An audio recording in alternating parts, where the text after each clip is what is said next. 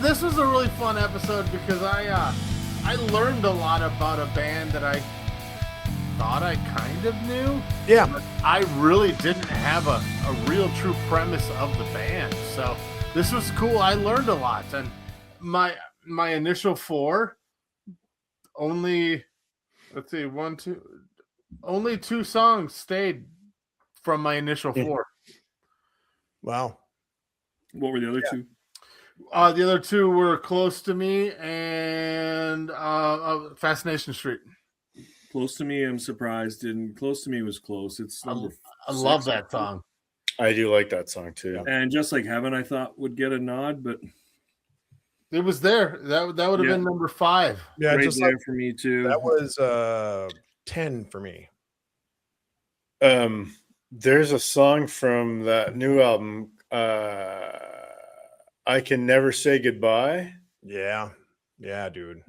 There's a Paul Oakenfold remix of that. Oh, really? If you're into dance, Dink, you should check that one out. Yeah, I will. It's not like high tempo dance. It's very Like trancy kind of. Cure Light. It's very Cure Light. Yeah, it's really cool. Yeah. I really like it. Yeah, because they have a mix album of just this album. Yeah. And I think they have a live album of it too now already. Wow. I think. I think I must have missed that. They do have it's live at Troxbury or something like that. Yeah. Where is it here? And I did listen to that. It was really good. I must have missed Sorry, that. No, that 2019. Yeah, tour. Troxy I London. didn't yeah, know you're they did, because that would have been so cool to see that 2019 them to do that full album and then other tracks. Like Yeah. I saw the Eagles. So yeah, do Full that Hotel live album California. from that live at Troxy is from their album release party. They recorded it and released it. They played it live for their album for the album release party. Nice. Wow.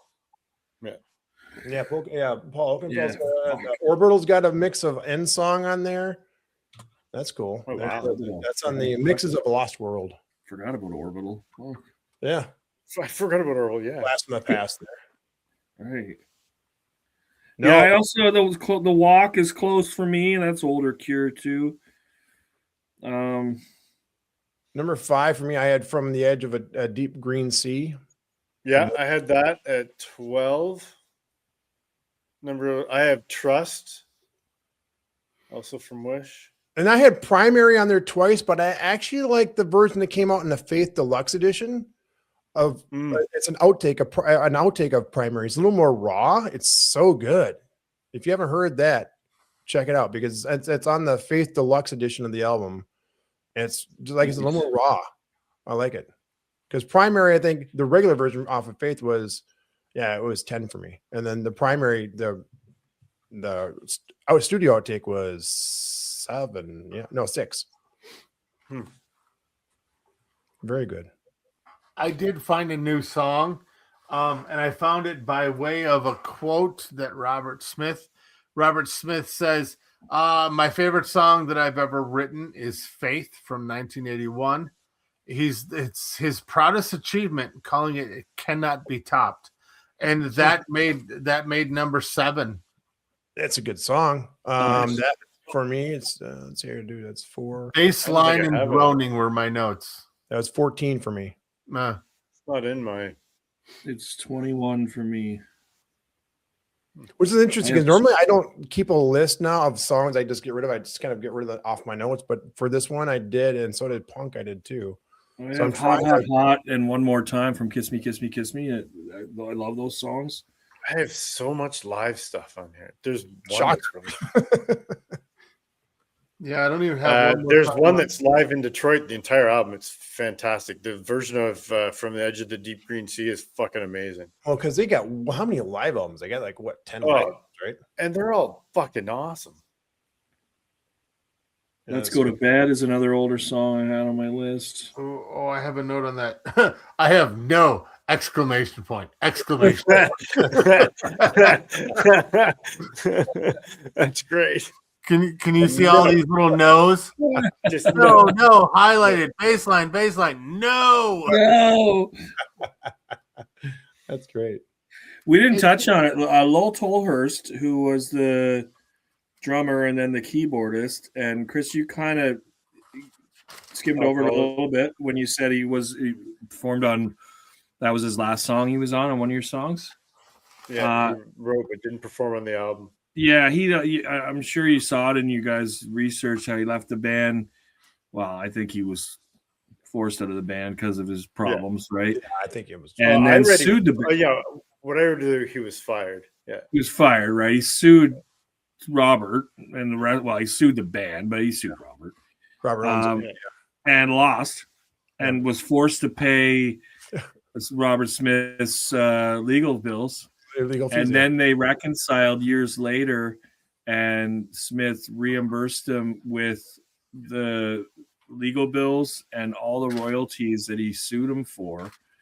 And then they started playing. They started playing together, and he was invited when they were inducted. He was invited, or he might not have been when that ongoing bullshit happens, right? Yeah. So that's good. Like they kiss me, and made up. On Friday. Just on Friday. It is cool. I mean, because as Jimmy and I have talked about before, being a band's hard, man. You know, there's a reason why we Chris and I let you and Jimmy do all the decision making, because it's hard to get four people to point in the same direction, right? So we tried it once. one night for like 20 minutes. But it's great when you can see when bands, when you have like a dispute like that, where Robert can go back and do what? Yeah, do what? I won the court case, but do what? We're buddies. Here you go. Right. Because you were part of this. You may not have had any, legal right to get He's any a founding member, though, right? But, right. It's cool because in music you don't see that too often, man. I.e., look at Billy Joel. Right. Well, you're talking about suing each other. I mean, the Police are a prime example of that. Still doing it. They can have open conversations. Well, that lawsuit, you sued me for this. Oh yeah, you sued me for that.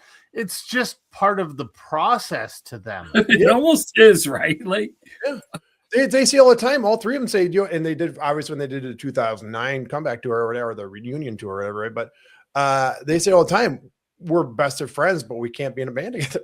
Yeah, They drive to court together, but they're fucking suing each other in the court. Right. That's so weird, right? Like, yeah. We'll see you in there, man. Fuck, you'll be on the other side. Well, at least they have a good. I mean, at least they have a good. They have a good way to separate the personal with the business. Yeah, absolutely. They all say it's just business. This is how it works. Yeah. So that's interesting. It's interesting. So when you see somebody like Robert Smith can just kind of say, "Do what? Here's the deal. Let's just make up and kiss me." And I think it's a little easier too when you have a boatload of money. Well, when you have a boatload of money to give in and say, "All right, I'll reimburse." I give you a couple $100,000. Well, and they're still performing, and he's still making money, and still making good product. And he's gotten older, so you mellow out and you mellow out, right? Like, what are we even fighting for? Yeah. What are we fighting for? Well, we're fighting for all those fucking hundreds of thousands of dollars. That's what we're fighting. Right? If we get back together, we can make even more, though. Let's right, exactly. Then you have the drummer who's like, "We're getting paid." Yeah. Why is it going to be the drummer, fuckface? Just Ranked is researched and produced by the Just Ranked crew. Edited and mixed by Joe Burkle. Socials and marketing by DJR Media Services. Theme music by Blue Joker. If you're enjoying the show, please set your podcast app to download new episodes and help spread the word by leaving a review and tell everyone you know to listen. There are only two things I can't stand in this world. People who are intolerant of other people's cultures and the Dutch. What?